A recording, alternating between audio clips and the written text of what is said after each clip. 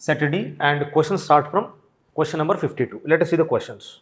First question in economy says that an e-commerce revenue model where seller has control over pricing but doesn't keep products in stock and instead transfers customer orders and shipment details to a third party supplier who then ships the goods directly to customer.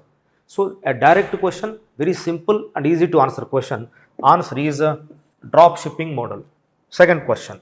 Which one of the following correctly represents the three key sub-indices? Again, a very direct question, simple question from different platforms initiated by Reserve Bank of India. Answer is access, usage and quality. It is about Financial Inclusion Index, a platform by RBI. Next question. Which of the following best describes key objective of India's Open Network for Digital Commerce initiative? Answer is C. To break the domain of large e-commerce platforms by enabling interoperability across networks. Next question. Last 4 years, consistently, UPSC is asking questions from digital currency and unified payment interface. Again, one more time, this year there was a question on this topic. So, which one of the following statements about UPI and central bank digital currency is not correct? So, we have to identify wrong statement. UPI is a real-time payment system, but digital rupee is akin to sovereign paper currency. Right statement. In case of UPI, settlement for end users happens instantly as the money gets immediately debited or credited, but in case of digital rupee, there is no settlement as the wallet balance gets transferred to another wallet. Right statement. UPI transactions are recorded by banks and reflected in bank statements, but in case of digital rupee, no data is captured in bank statements as the transactions are from one wallet to another. This is also right statement. Remember, we are supposed to identify wrong statement. Check the D statement. This is easy to identify. Did you see this? In both UPI and digital rupee, liability lies with users and their respective banks.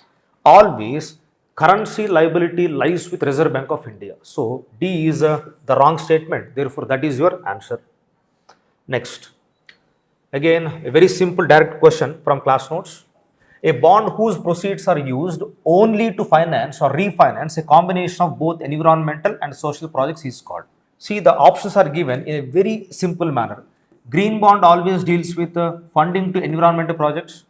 Social bond always deals with funding to social projects, while sustainability bond is dealing with environment as well as social. Answer is sustainability bond. Come to the next question. This is slightly trickiest question. So I would say this is moderately difficult. Let us see the options. It is all about M1 Exchange's role in MSMEs financing. Let us see.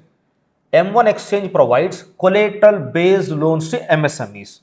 Actually, they provide collateral free loans, not collateral based. So this is a wrong statement. Second, M1 Exchange facilitates discounting of invoices and bills of exchange for MSMEs. This is a right statement. M1 Exchange functions as a credit rating agency for MSMEs. This is a wrong statement because M1 Exchange doesn't involve in credit rating of MSMEs. So answer is only 2. This is your answer. Next. Again, crowding out, easy question directly from notes. What is crowding out effect? Answer lies in a situation where government borrowing leads to higher interest rates where private investment is less. Whenever government is borrowing most of the liquidity from the market, private sector do not have enough financial sources to borrow from. Therefore, interest rate will go up. So, answer is B. Next, 61st question. This is difficult, but as I said, because of more aircraft related accidents in this year, the statement or questions were lifted from the topic, but the statements were too difficult to answer.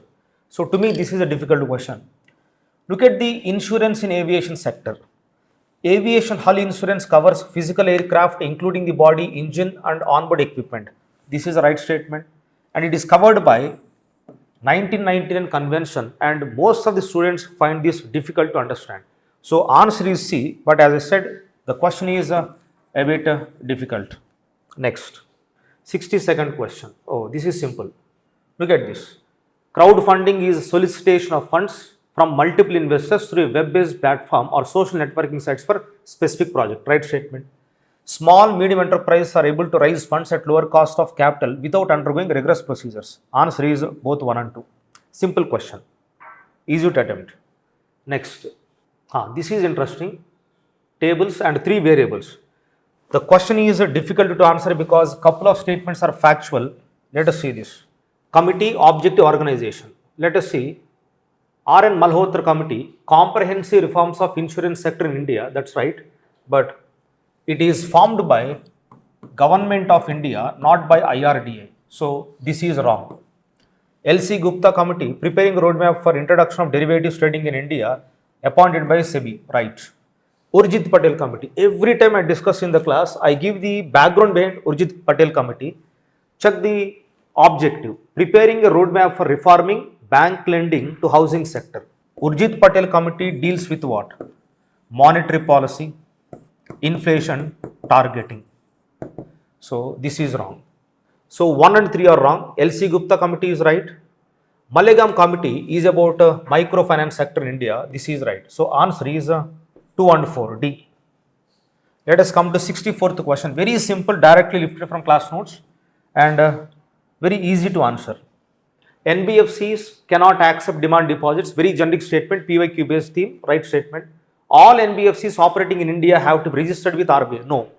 Those NBFCs which are functioning as companies, they should be registered themselves under Indian Companies Act. So 2 is wrong. NBFCs form part of the payment and settlement system and can issue checks drawn on itself. This is a wrong statement. 2 is wrong, 3 is wrong. First statement is right. Fourth statement, deposit insurance facility of Deposit Insurance and Credit Guarantee Corporation is not available to depositors of deposit taking NBFCs. That is right. So answer is 1 and 4. Now check the last question. Very simple question. UPSC was kind enough in this context. So look at these questions. It is about multi-dimensional poverty index calculated by Niti Aayog as well as UNDP. It is calculated by Alkire-Foster methodology. Right statement. Sabine Alkire, James Foster. Next, MPI calculated by Niti Aayog has a total of 12 indicators. That is also right. How many for UNDP?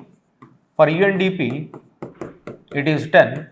For Niti Aayog calculated, it is 12. So right statement, right statement. Third point, maternal health and bank accounts are common indicators in MPI of Niti Aayog and MPI of United Nations Development Program. This is wrong. Why? These two are part of Niti Aayog's MPI, but not MPI of United Nations Development Program. So answer is you remove 3, 1 and 2. A. So in a nutshell, before I wind up, there are 12 questions from economy, right? 8 are easy, 2 are moderate, and 2 are difficult. So as I said, these 8 questions, they have come from class notes. So those who have revised class notes, those who have attended classes, I think they would have very comfortably solved these 8 questions. Thank you.